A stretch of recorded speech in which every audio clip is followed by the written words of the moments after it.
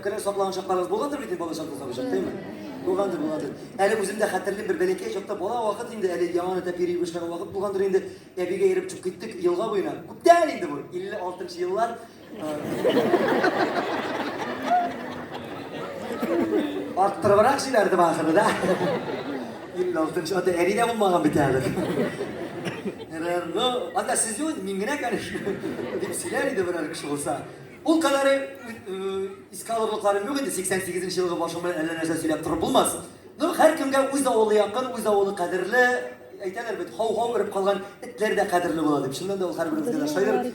Hatırlarsanız 25 yıl ilk Salavat abi de jırladı. Oğlum sağıngaç, gel karşıma tuğan oğlum üzülüp seni sağındım deyip.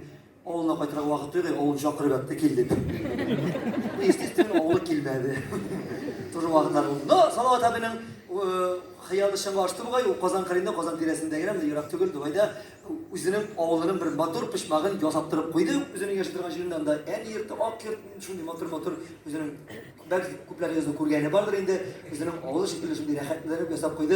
Şunun yaşasındagina zaparı var. Ansın indi internetleri orakalı da kuşatıp turasızga Instagram'dan orakalı da zaparında mindigine koşkırt yoğundan işak, ayu, pavlin, etteş, tavuk, sarık, keşe, pis, sıyır, bitire bir baranda. Yani papugayı var. Papugayı süyle şatırgan papugay.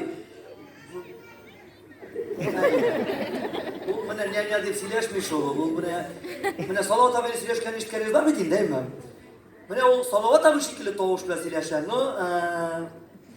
Bana papugayı bile Salavat abi'ni çağıştırsak Papugay kırında Salavat abi vapşi sugulmuş edirler.